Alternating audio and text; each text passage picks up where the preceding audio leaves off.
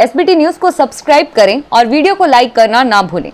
पेश है इस वक्त में देश भर की तमाम बड़ी खबरें और खबरों में सबसे पहले बात करें यदि भारत में कोरोना वायरस की, तो भारत में संक्रमित लोगों की संख्या 3,66,000 पार कर गई है और पहली बार देश में एक दिन में सबसे ज्यादा मामले दर्ज किए गए। पिछले 24 घंटे में रिकॉर्ड 12,881 नए केस मिले हैं और 334 लोगों की मौत भी हुई है। अमेरिका, ब्राजील, रूस के बाद कोरोना महामारी में सबसे ज्यादा प्रभावित देशों में भारत चौथे स्थान पर आ गया है। भारत से ज्यादा केस अमेरिका, ब्राजील और रूस में है। अगली बड़ी खबर क्राइम ब्रांच से। क्राइम ब्रांच ने पिछले महीने अवैध वीओआईपी का भांडाफोड़ किया था, जिसमें अब एक्सचेंज संचालित करने वाली कुछ चीनी कंपनियों की संलिप्तता सामने आई है। क्राइम ब्रांच के सीनियर ऑफिसर ने बताया कि 7 महीने से अधिक समय तक एक्सचेंज चलाया गया और जहां से जम्मू कश्मीर के इलाकों में लाखों कॉल्स की गई। जी हां, भाजपा ने लद्दाख की गलवान घाटी में शहीद हुए सैनिकों के सम्मान में अपनी डिजिटल रैलियों समेत राजनीतिक कार्यक्रम स्थगित कर दिए हैं। पार्टी के अध्यक्ष जेपी नड्डा ने बृहस्पतिवार को ट्वीट किया कि गलवान घाटी में हमारी मातृभूमि की रक्षा करते हुए वीर सैनिकों के सर्वोच्च बलिदान को हमेशा याद रखा जाएगा और देश उनका ऋणी है। मैं शहीदों को श्रद्धांजलि देता हूं। भाजपा ने डिजिटल रैलियों समेत सभी राजनीतिक कार्यक्रम अगले 2 दिनों के लिए स्थगित करने का फैसला किया है। आइए बढ़ते हैं अगली बड़ी खबर की ओर। छत्तीसगढ़ के रायगढ़ जिले में वन विभाग ने हाथी का शव बरामद किया। राज्य में पिछले 10 दिन में 6 हाथियों की मौत हो चुकी है।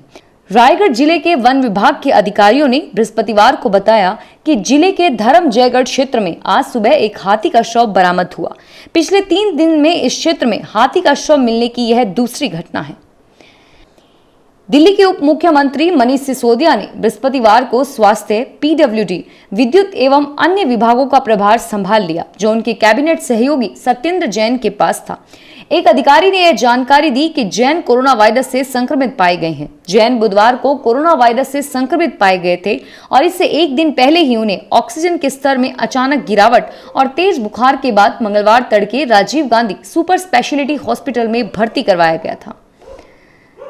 नई दिल्ली में रोहिणी अदालत की 3री मंजिल के रिकॉर्ड कक्ष में बृहस्पतिवार सुबह आग लग गई। दमकल सेवा के एक अधिकारी ने बताया कि अभी तक किसी के हताहत होने की कोई भी खबर नहीं है। दिल्ली दमकल सेवा के निदेशक अतुल गर्ग ने बताया कि सुबह करीब 9:41 पर आग लगने की सूचना मिली, जिसके बाद दमकल की 10 गाड़ियों को मौके पर भेजा गया। उन्होंने बताया कि आग पर काबू पा लिया गया है। उत्तर प्रदेश के उन्नाव से भारतीय जनता पार्टी के सांसद साक्षी महाराज को फोन पर बम से उड़ाने की धमकी देने वाले शख्स को यूपी एटीएस से बिजनौर से गिरफ्तार कर लिया गया।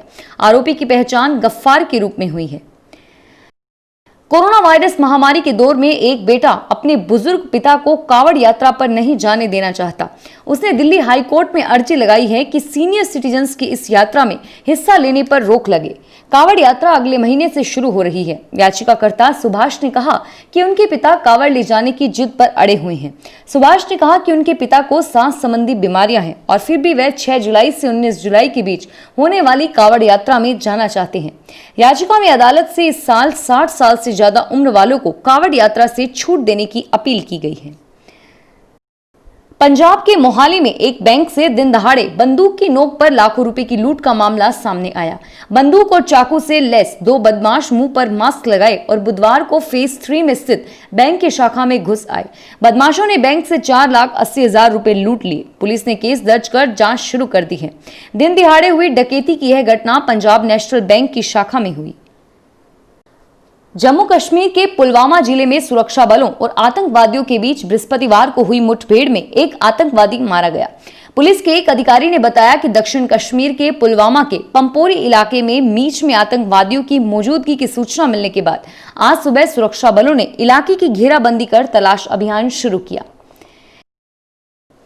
राजस्थान में गुरुवार को कोरोना के 84 नए केस सामने आए। इसमें भरतपुर में 31, जयपुर में 28, सिरोही में 7, झुंझुनू 6, झालावाड़ में 5, चूरू में 3, डूंगरपुर और राजसमंद में 2 संक्रमित मिले और इसके बाद कुल संक्रमितों का आंकड़ा 13,626 हो गया है और वहीं 10 लोगों की मौत भी रिकॉर्ड की गई है। इनमें सबसे ज्यादा भरतपुर में 6 मौतें हुई हैं। बीकानेर में 2, बाड़मेर और चित्तौड़गढ़ में एक व्यक्ति की मौत हुई और इन्हें मिलाकर कोरोना के कारण कुल मौतों का आंकड़ा 323 हो गया है। सीबीआई ने 180 करोड़ रुपए के बैंक धोखाधड़ी मामले में एक बड़ी कार्रवाई की है। सीबीआई ने राजस्थान और मध्य प्रदेश में छापे की कार्रवाई शुरू कर दी है। सीबीआई ने Messrs Indians agro foods company के 9 ठिकानों पर टीम ने दबिश दी। कंपनी के जोधपुर शहर के साथ साथ इंदौर में 8 ठिकानों पर सीबीआई की टीम जांच कर रही है। सीबीआई ने भारतीय स्टेट बैंक की शिकायत पर Messrs Indison Agro Foods Limited Indore के मालिक विजय कुमार जैन, महेंद्र कुमार जैन और देवराज से जुड़े ठिकानों पर जांच की है। रेलवे ने पुराने नियमों में बदलाव की प्रक्रिया को आगे बढ़ाते हुए रेलवे एक्ट 1989 में बदलाव करने जा रही है।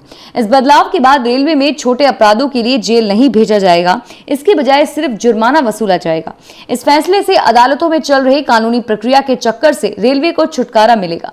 मीडिया की रिपोर्ट के अनुसार नियमों में बदलाव के बाद अब ट्रेन की चैन खींचना, बिना टिकट ट्रेन में यात्रा करना, रिजर्व कोच में घुसना, रेल में भीख मांगना जैसे अपराधों के लिए जेल की सजा नहीं मिलेगी, बल्कि पकड़े जाने पर तुरंत जुर्माना लेकर छोड़ दिया जाएगा।